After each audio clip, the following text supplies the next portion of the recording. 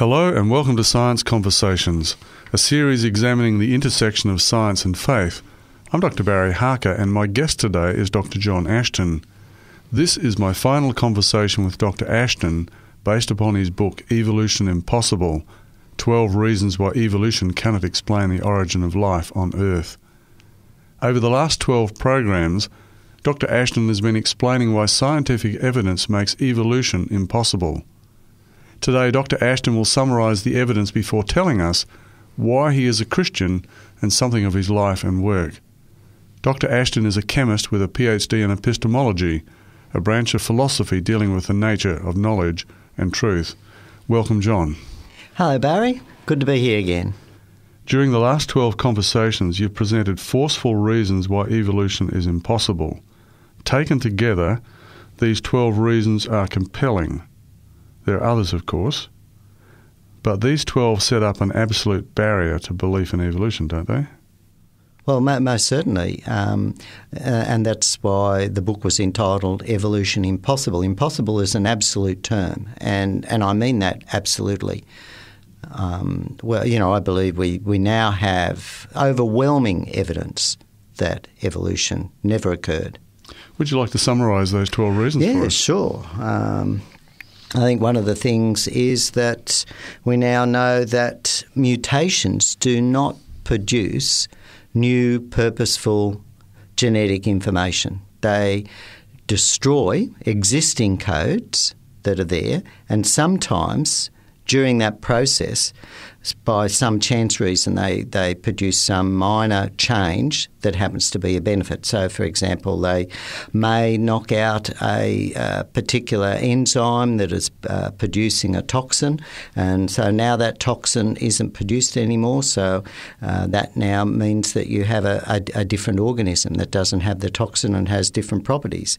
So these are the sort of changes that mutations produce. They don't produce new codes. The new codes to make a new type of organism are just so complex. Mutations are associated with an increased risk of disease and malfunction.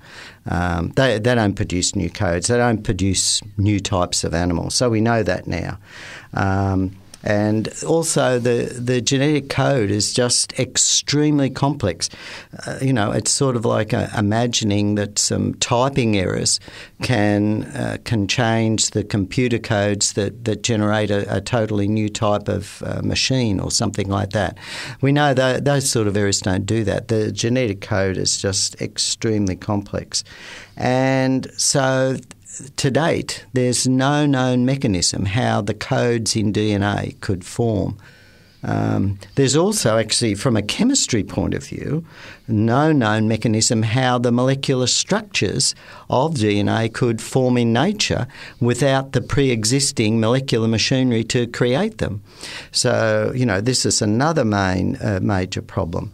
There's no known mechanism how non-living molecules could form the first living cell, despite all our experiments. And as we now understand the structures of cells, the component structures that are required to have a viable, self-replicating, life-giving process, those structures require millions, and I literally mean millions, of identical polymer molecules, none of which really form naturally in nature. So, the requirements for the first cell to form, again, are well and truly in the impossible region. And, of course, all experiments to generate a living cell in the laboratory have failed.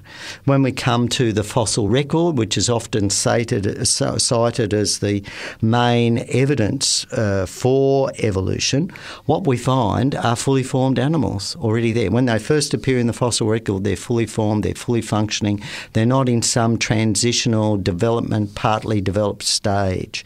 We don't find the fossils of the millions of transition species that there should have been there.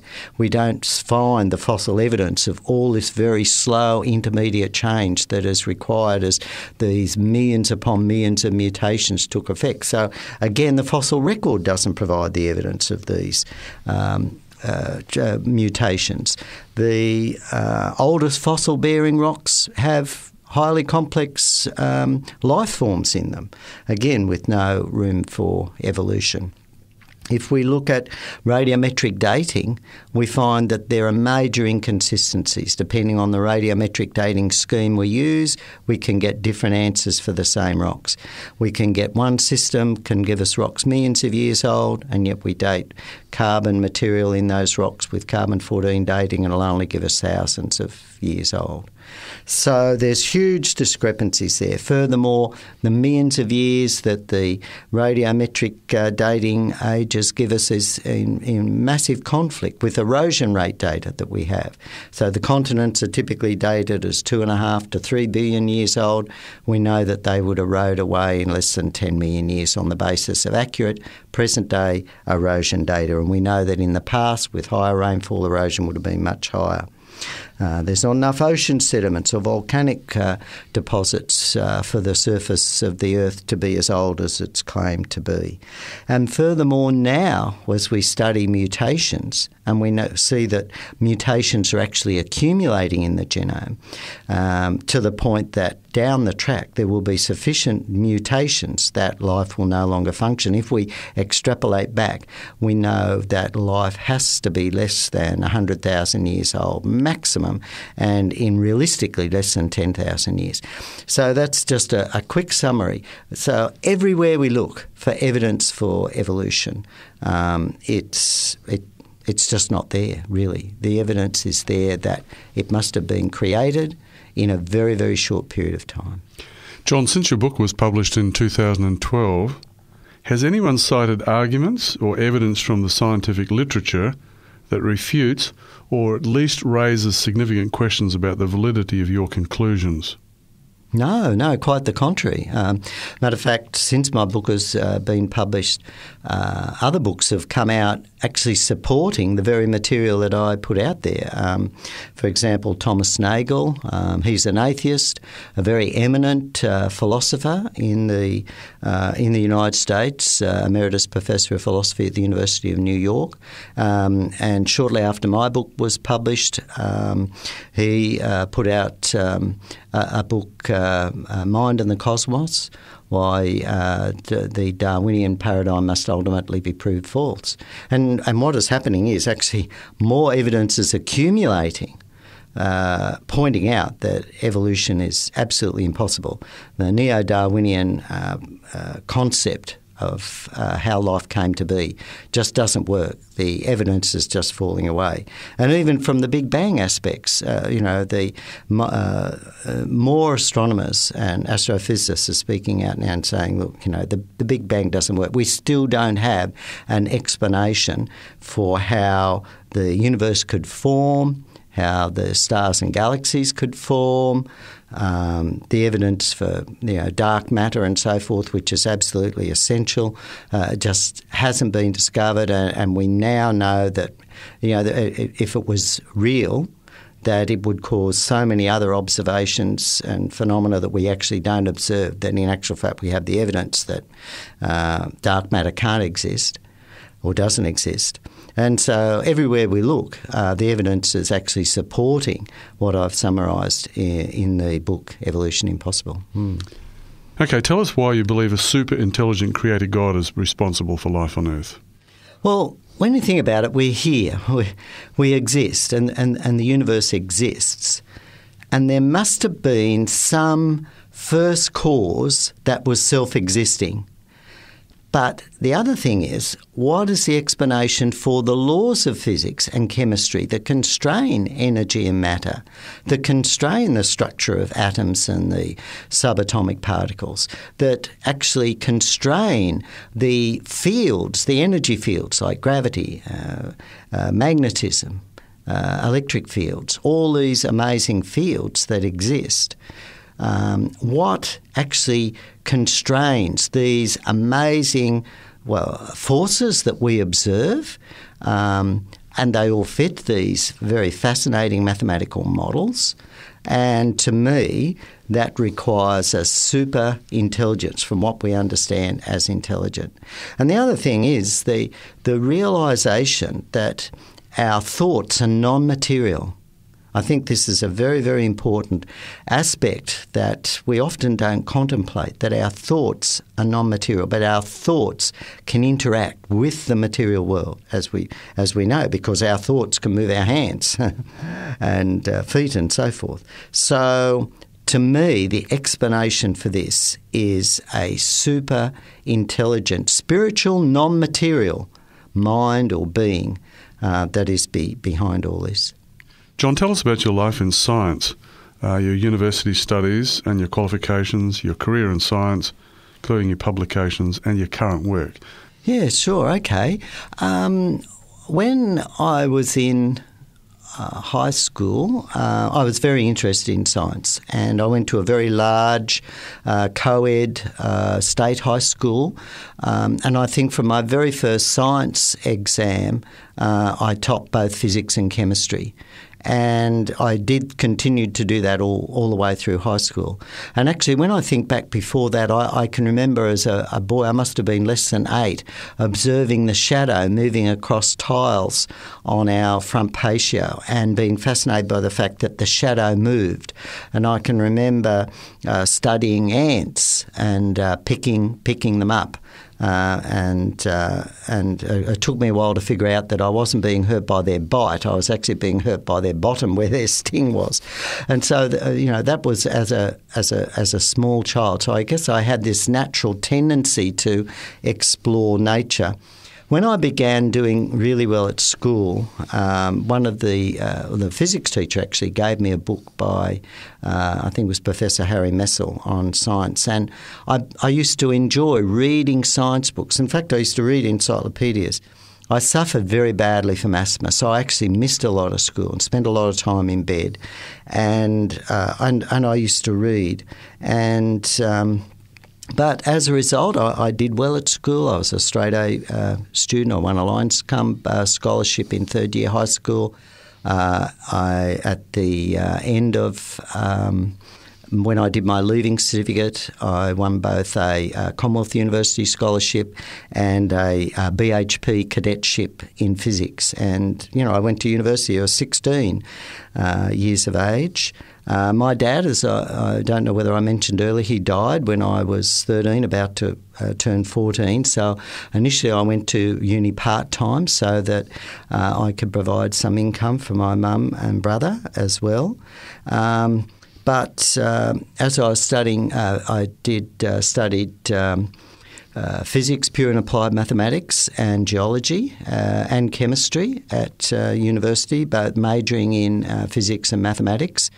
But then I noticed that most of the physics students were ending up computer programmers. As a matter of fact, the fact that I had learned computer programming where I was working at the time was at the BHP Central Research Laboratories, and of course at that time BHP was the largest steel maker in the Southern Hemisphere, and we had an amazing research team there. And they were ending up being computer programmers, as I said, and I was taken off the interesting physics projects and put on computer programming, which I didn't like. So I decided to change to chemistry, and I did my honours in chemistry and topped the university. So when you go into the University of Newcastle here, my name's up on the honour roll there for 1969. And I think I mentioned... So you're a university medalist in chemistry? It wasn't a medal at that stage. It was the CSR prize in chemistry. So it was a cash prize, that was given in chemistry at that time, and that was given to the top chemistry student at each university in Australia. So I won the one for Newcastle University. But I think I mentioned that at that time I was I was questioning about the purpose in life. And one of the reasons for this was when I started working at the BHP Research Laboratories, I was appointed the personal assistant of Dr. Neil Gray, and he had just arrived at the research laboratories. At that time, when I first started, there were only 2 PhD qualified people within BHP, the research director and the deputy director of research. And Dr. Neil Gray arrived in February-March 1964, and he was the first then PhD scientist to arrive as part of a new research team they were setting up. A high-level research team was being formed, and I was fortunate to be chosen to be his personal assistant. And later on, other scientists arrived that had trained at Massachusetts Institute of Technology, Cambridge, London, Caltech, all the top unis from around the world to produce this really top team. But one of the things that I noticed was that Dr. Gray, he stood out as being quite different to many of the other scientists in that he's very friendly, he didn't drink or smoke, he didn't tell demeaning stories about women as some of the other folk did. And He witnessed to me. He loaned me the book by C.S. Lewis, Mere Christianity, and he used to talk to me about a faith in God. And when I finished uni, I thought about, what is the purpose in life? And that was when I spoke to my mother, who had been raised in the Church of England at the time, before they became the Anglican, and she suggested, "Will you go to church to find out about God?" So I went to church, and that was when I first heard the gospel preached and our need to accept Jesus as our Saviour, that we had all fallen short of living in harmony with God's laws and God's creation, but God was forgiving us through Jesus,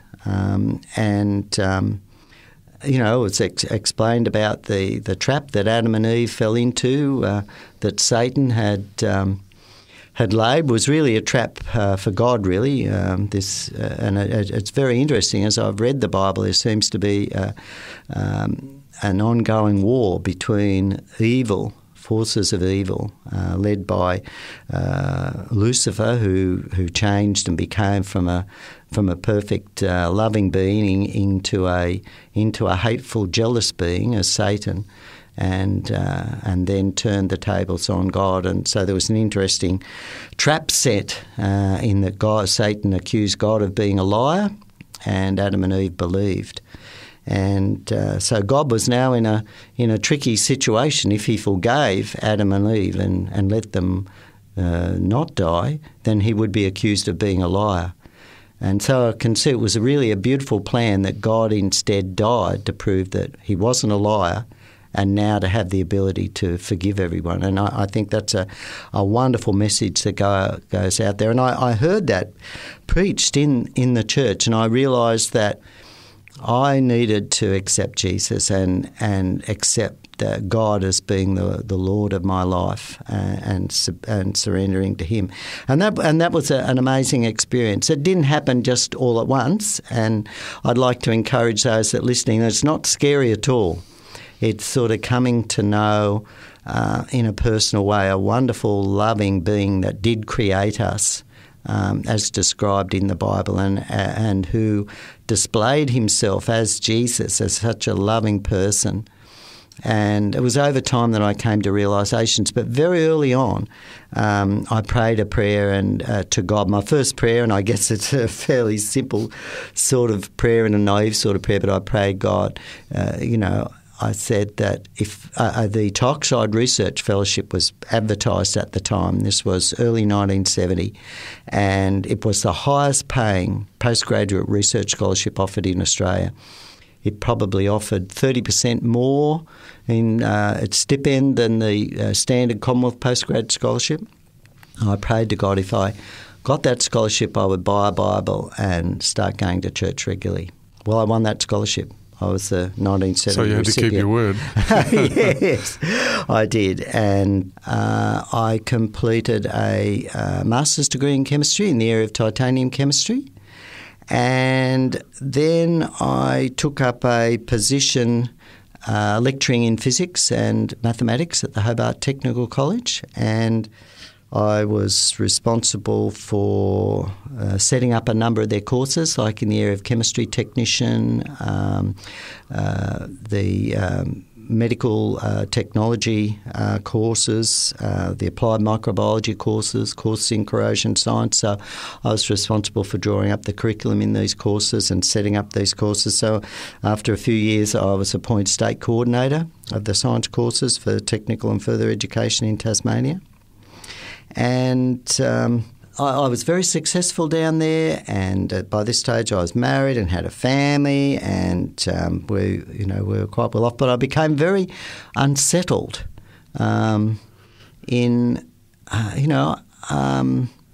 just wasn't sort of really happy, although life was going really well, and I was talking to a relative who was a lay preacher in the Baptist church, and he said, "John, I think God is calling you." And, when I thought I have a real desire to write in the area of evidence for creation. Now, I guess how this came about was when I became a Christian, which happened a couple of years after I'd moved down to Tasmania and was working at the university there. People would ask me, "Okay, so you're a Christian, do you believe in creation?" So that forced me to really look at the creation issue, which I did. And I began reading quite a bit in the area of creation, also in the area of the history behind the Bible, and particularly the area of prophecy. And I was looking for the independent historical evidence supporting Bible prophecy. And I found there was a lot of evidence that supported the accuracy of the biblical prophecies and the genuineness of the biblical prophecies. And that was pretty impressive.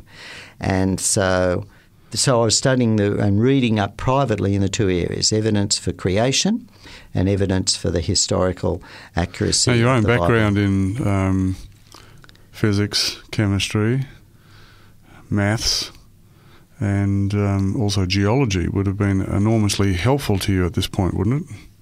Oh, yes. It meant I had no problem in reading the literature.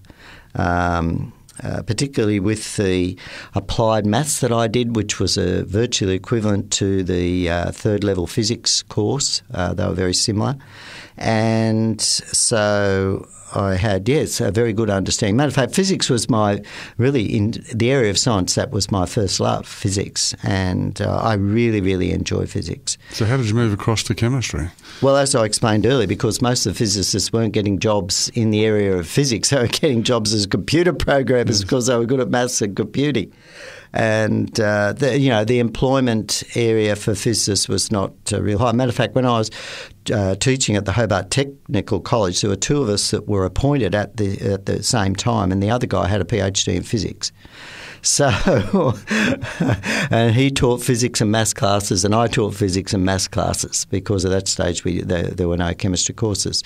But when the head of school found out that, I had a very strong chemistry background, then that's when he decided, wow, we can expand the offerings of the school to offer the courses in chemistry training for the chemistry technicians as well. Mm. So you're still now in the 1970s. Yeah, sure.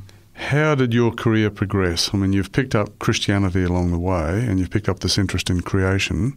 Mm. How did it all start to work together through your career? Well, as I was saying to say, when I became unsettled, I talked to my wife and we decided to move from Tasmania up to what we call the mainland, up to around the Sydney area somewhere, because my wife's family lived mainly in the Sydney area. That's where her parents were. And so we came up here and we bought a house not far from Newcastle, it turned out, and a position came up as chief chemist at Sanitarium, the Sanitarium Health and Wellbeing, or Sanitarium Health Food Company as it was called back then. And so I took that position, And at that time, I decided to go back to uni and read for a doctorate in the area of epistemology. Why epistemology? Because theories of knowledge, how we can know, is really one of the fundamental issues that underpin science as well. See, science uses reductionism to a very large extent to discover new things, but reductionism fails. Explain reductionism. Okay, reductionism is really was developed by Descartes, René Descartes, when he was looking at how we can know. So we're talking the 17th century now. We're talking in the 17th century, and so he believed that God was a mathematician, and therefore nature could be summarised, could be studied. If we divided nature down into tiny, weeny little bits and we studied all those little bits, then we should be able to mathematically reconstruct the situation and therefore understand it. So that's the concept of reductionism, that you specialise down and you study precisely one very, very small area. And of course that's what science has done. We all have these very specialist scientists. And of course, the power of reductionism was really developed by Newton, and Newton and Leibniz both at the same time developed calculus, which enabled them to then mathematically sum these tiny little bits. And of course, Newton at the same time too identified the laws of motion, which had a very powerful predictive effect. So you could predict the motion of objects and this sort of thing because they were obeying these laws of motion. And so, Newton's book, I forget its name now, Principia Mechanica or something, Principia. Yes, okay, yes. His book went through numerous reprints very quickly and just took off throughout Europe because here now science was predicting outcomes. But when we get to biological systems, it doesn't work. And the reason is because of synergy. And I guess to explain synergy, let's say we've got a pile of railway sleepers that are very heavy, and so the boss assigns a workman to go and move those railway sleepers. They've got to move from where they are to 20 metres away so they can be loaded on a truck. And so the guy goes along and he finds, he can't carry a railway sleeper, so the only way he can move it is he's got to end for end it. And so it takes him 2 minutes to move one railway sleeper over to where he's got to go. And the boss comes past and sees him doing that and says, this is going to take too long. Joe, you go over there and help Fred.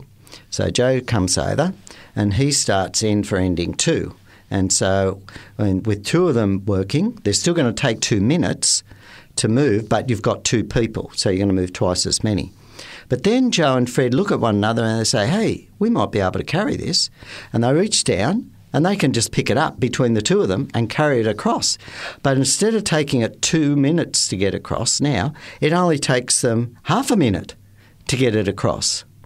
But yet predicted, putting 2 on, it should be only 2 per minute, but now they're doing 4 per minute.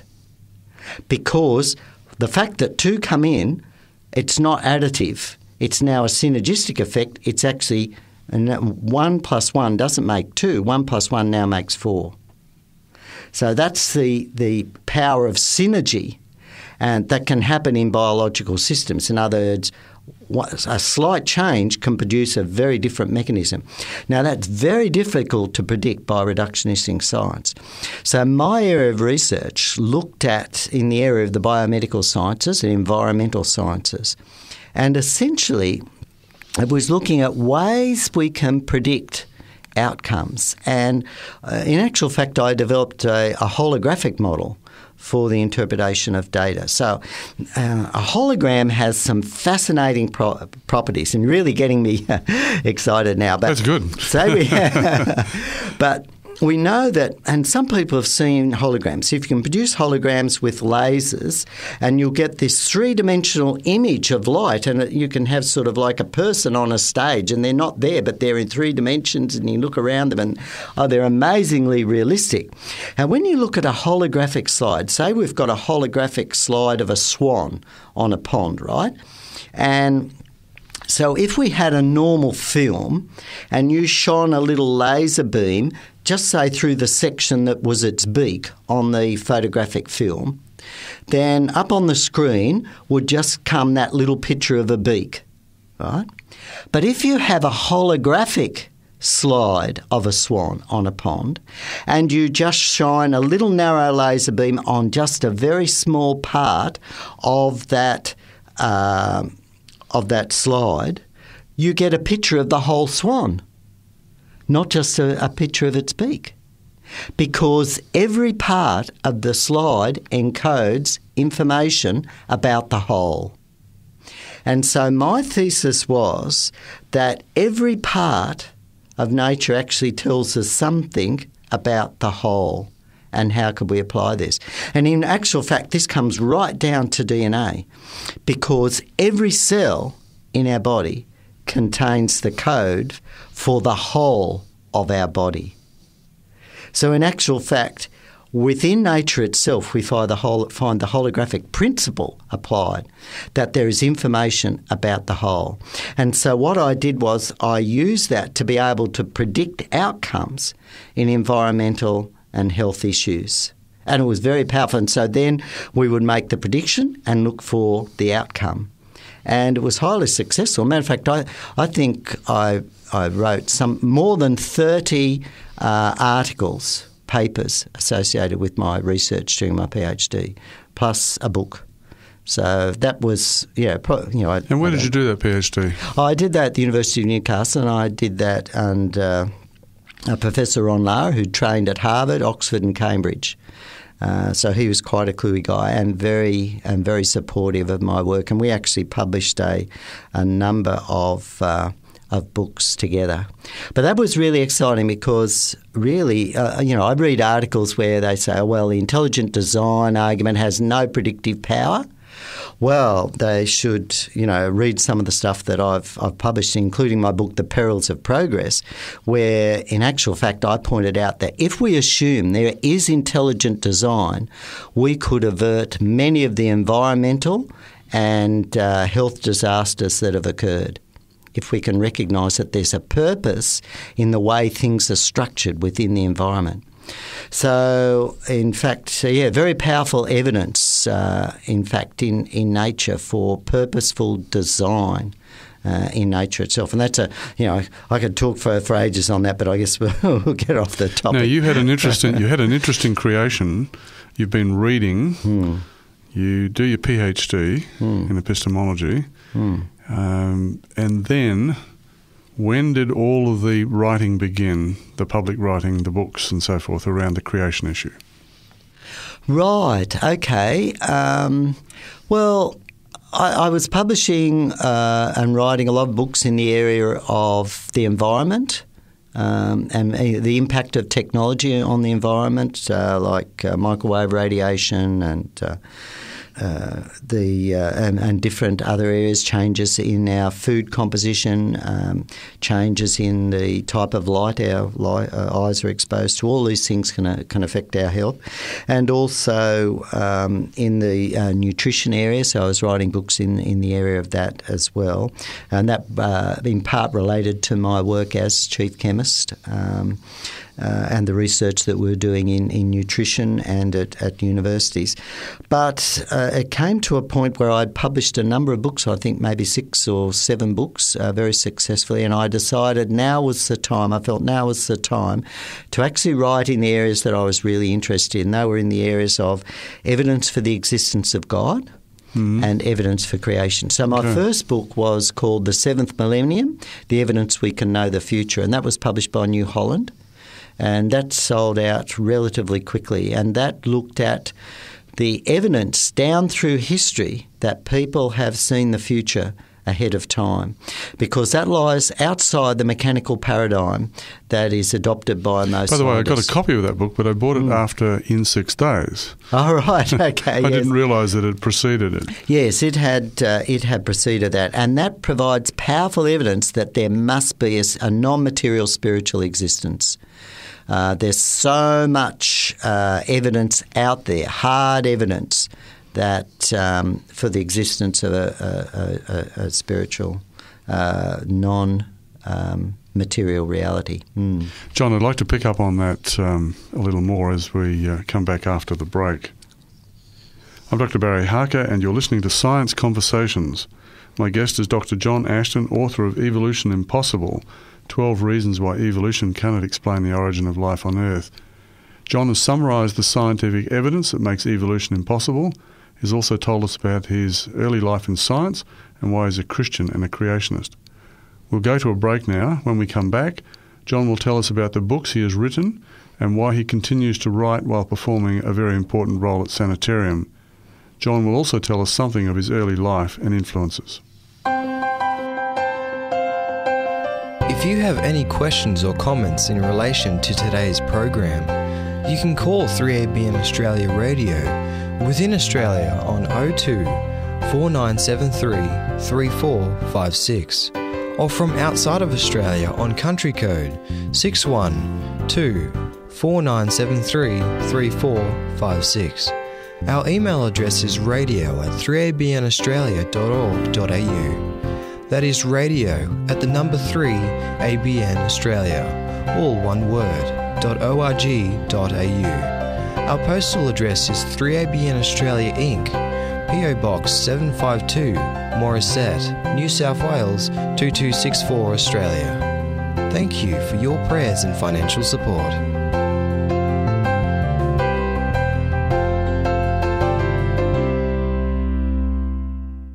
If you've just joined us, I'm Dr. Barry Harker and you're listening to Science Conversations. My guest is Dr. John Ashton, author of Evolution Impossible, 12 Reasons Why Evolution Cannot Explain the Origin of Life on Earth. John has summarised the scientific evidence that makes evolution impossible. He's also told us about his early life in science and why he's a Christian and a creationist. Before the break, John was talking about his first book, The Seventh Millennium. As we go into the second part of the program, John is going to tell us more about the books that he has written. John, tell us about a little more before we move on to the books, a little more about this non-material entity that you talked about in The Seventh Millennium, your first book in this area. Okay, well, essentially the Bible has prophecies where God revealed to people what was going to happen ahead. For two reasons: so they know that God exists, that God is real. God claims he's the only one that knows the future and can reveal this. And it was also to provide encouragement to people, particularly in difficult times, particularly when there was persecution and this sort of thing, knowing that they would get through that. They would come through those times. So it gave the people hope. And so I was very interested to look at the secular historical records that both confirmed the biblical prophecies, and I think there's over 700 biblical prophecies. Matter of fact, a scholar from Princeton Seminary, from the seminary at Princeton, has put together an encyclopedia of biblical prophecies. So there's a lot of data on this.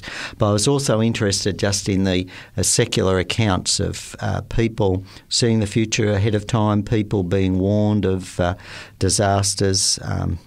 The classic one, of course, that most of us would know about is the dream that Julius Caesar's wife had before he was assassinated, where she pleaded with him not to go to the forum that day, that something bad was going to happen. And there's lots of accounts like that. Princeton University actually did research in this area as well, in their Space and Aeronautics department. They were very interested and did some experiments, what they call in the area of precognition, people seeing events ahead of time. So I was very interested in this sort of research and that and putting all the evidence together. But just shortly after that, there was a seminar on creation held at Macquarie University in Sydney.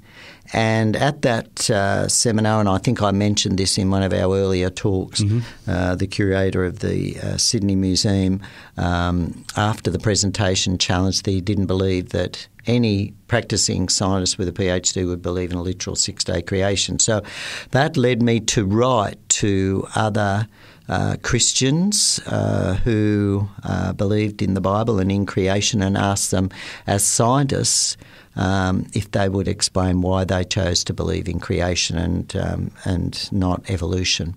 And of course that became the book In 6 Days, Why 50 Scientists Choose to Believe in Creation. It was published by New Holland. And I think I mentioned earlier there was a German edition, Italian edition, Portuguese edition. I think it has been translated into Romanian and Korean as well. And, of course, there's an American version now that is still available and still selling very strongly on Amazon. I mentioned to you earlier, for example, yesterday it was number 3 in the top-selling books on creationism on Amazon. Is that your best-known book, In 6 Days? In 6 Days would probably be the best-known book in the scientific area. When the book In 6 Days came out on evidence for creation, Richard Dawkins, Professor Richard Dawkins, the very outspoken evolutionist, did a review of the book. And people can Google it. It's called Sadly an Honest Creationist.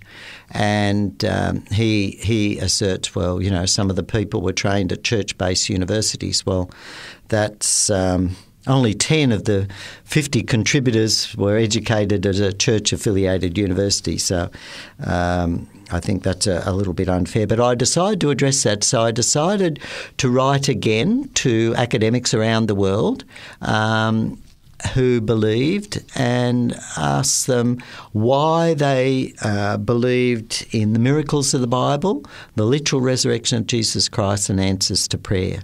And this time I chose all academics that had been educated at secular universities and held and taught at secular universities. And there were some outstanding academics that contributed, well, to both books actually. And in many ways I think that book came out under the title The God Factor, and it has been reprinted a number of times, published by HarperCollins and then by Strand Publishing, and it currently is available in the US under the title On the Seventh Day because the US publisher, Master Books, they were publishing In 6 Days, so this they saw was a sequel, so it was called On the Seventh Day.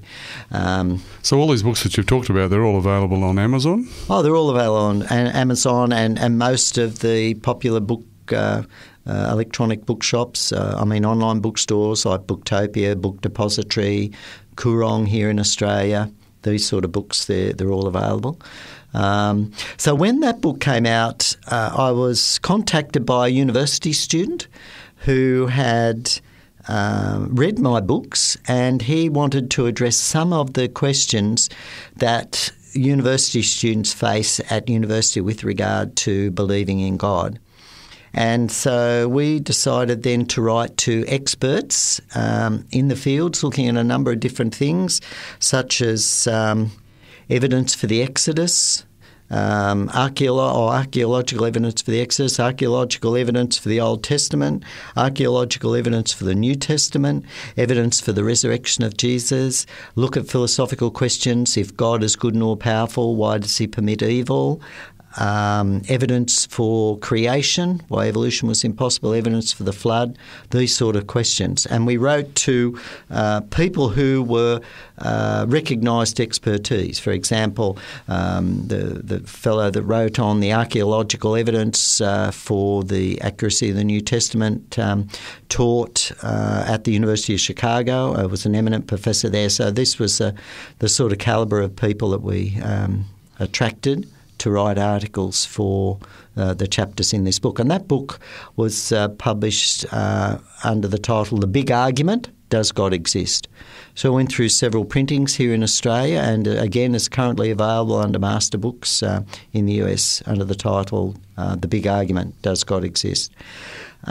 You've been busy. Yes, following that, I was when I was looking for someone looking for archaeological evidence for the Exodus, I met up with with David Down, who had done a lot of work in Egypt. He was a former army officer who had become a church pastor and then taken a great deal of interest in Egyptian archaeology and had spent nearly 50 years travelling to Egypt and working with archaeologists there. And he had put together, from his findings and studies and talking with the other archaeologists, a history of Egypt.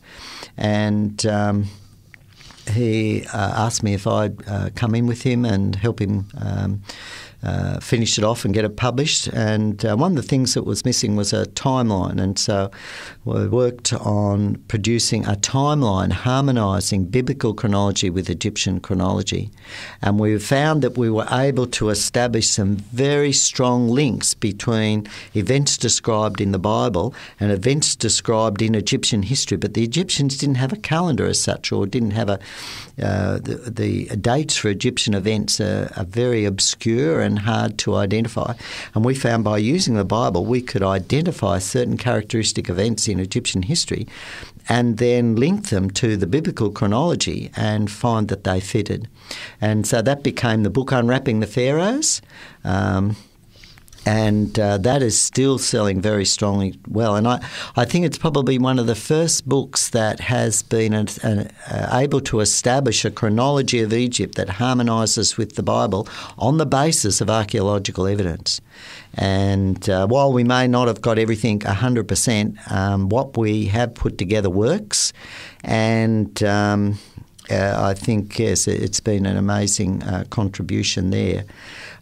Then following that, with the anniversary of the sesquicentennial anniversary of Darwin's book being published, that was in 2009, I became really strongly convicted that I really need to put out another book on why evolution is impossible. We had so much data now from the biochemistry point of view. And so I worked on that for over 2 years. And that was published in 2012? Published in June or July 2012, yes, that's right. And that's been out, so it's in second printing now, so it's gone well. So is that the last book that you've done? I have lots of ideas. It's just a matter of finding, in other words, time.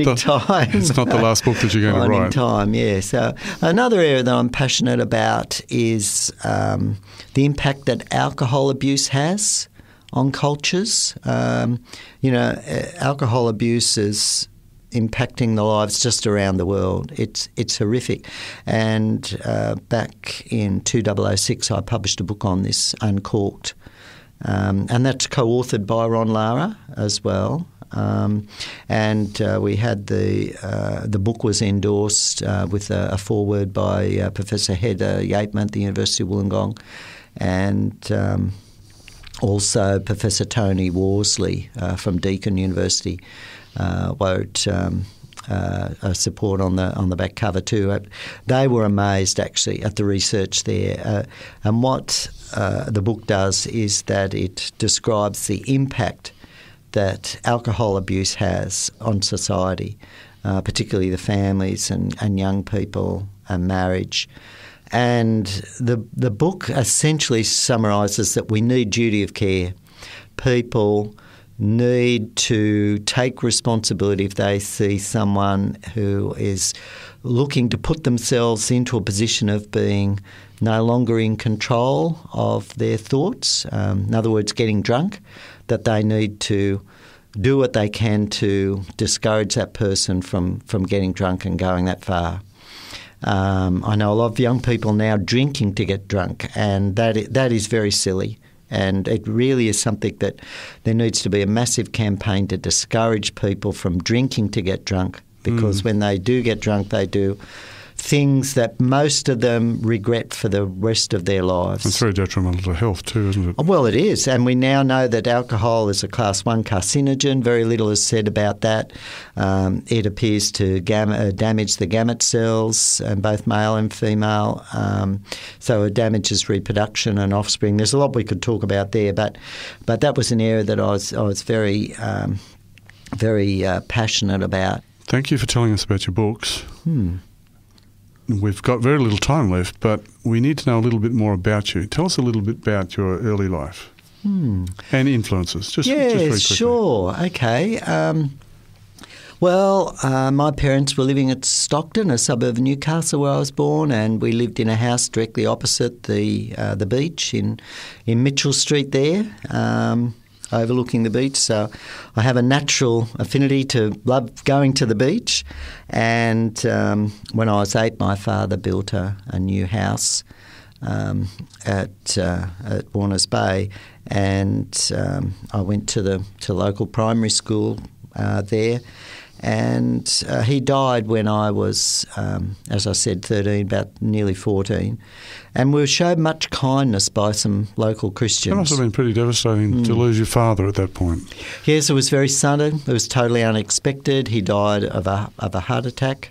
I went off to school, and that was the last time I saw him. He died during the night the next morning while he was in hospital. But it was a life-changing experience in that some Christian folk who were nearby came and visited us and were very supportive of my mum because we didn't have any relatives close by, and we didn't regularly go to church. And I think their kindness certainly played an influence. They left a copy of a book called Your Bible and You, which explained the Bible. It was a picture book.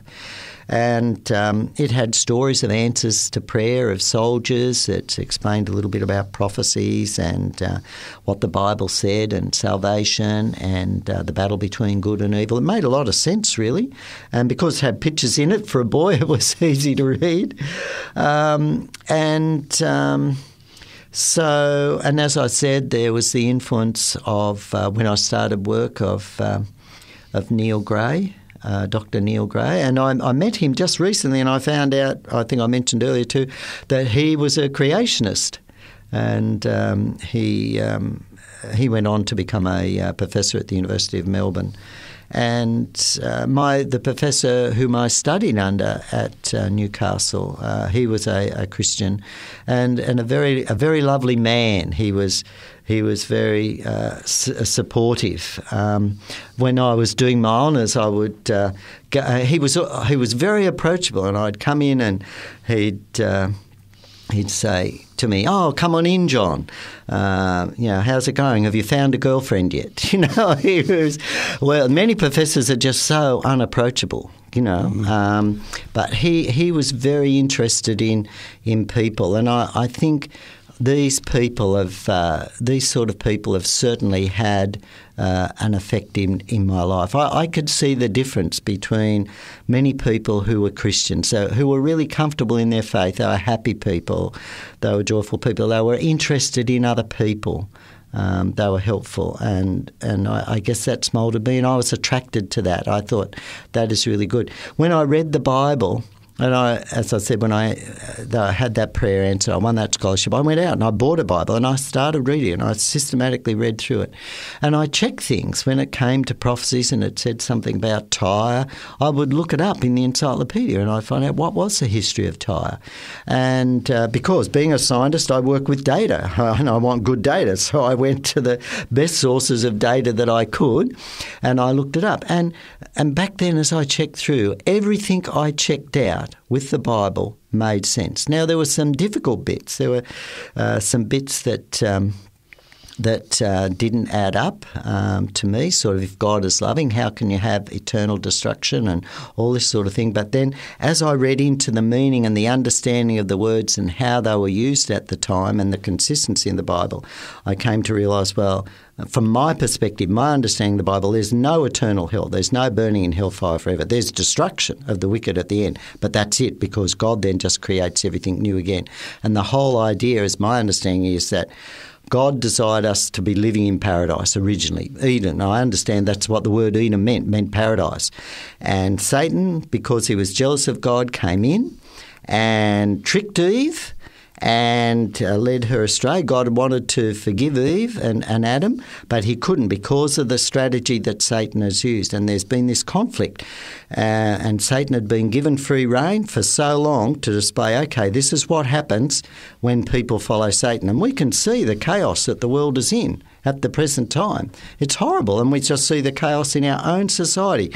But, when my wife and I were first married, we lived in a little village where most of the people were Christians. We didn't even have we had locks on our doors, but we never locked them. We didn't even, when we sold our house, we had to go and buy fresh locks because we had no keys. And people say it was a delightful experience to live in that village. There was no crime. People didn't steal. And I've been to other places in the United States where there are the people are strong churchgoers, believe in God, they help one another. You can see the difference in their faces to me. The crime rates are virtually non-existent in those little communities. It's only if somebody from outside comes in, And having experienced that, to me, and then having the peace of knowing that you can have salvation, it's just so empowering. And that's why I've written my books. And I know that creation has been a big issue for young people while they've been losing their faith. And that is why I have felt so strongly those incorrect teachings about evolution must be countered. There is powerful evidence for the existence of God. The creation story makes the most sense.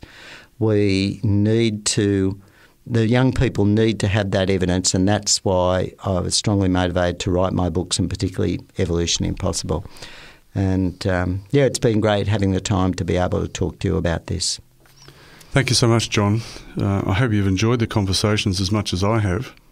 It's been really delightful talking with you over these last 13 hours. Oh, thanks, Ben. Best wishes, and I look forward to the next book, and I look forward to the next series of conversations with you at some stage in the future. I'm Dr. Barry Harker, and you've been listening to Science Conversations. My guest is Dr. John Ashton, author of Evolution Impossible, 12 Reasons Why Evolution Cannot Explain the Origin of Life on Earth. This concludes my series of 13 conversations with Dr. Ashton. John has agreed to record further series around his books. Thank you for listening. I hope the conversations have been helpful and a blessing to you. This series will be repeated because lots of this material is very dense and it bears being heard twice. Until then, bye for now, and God bless you.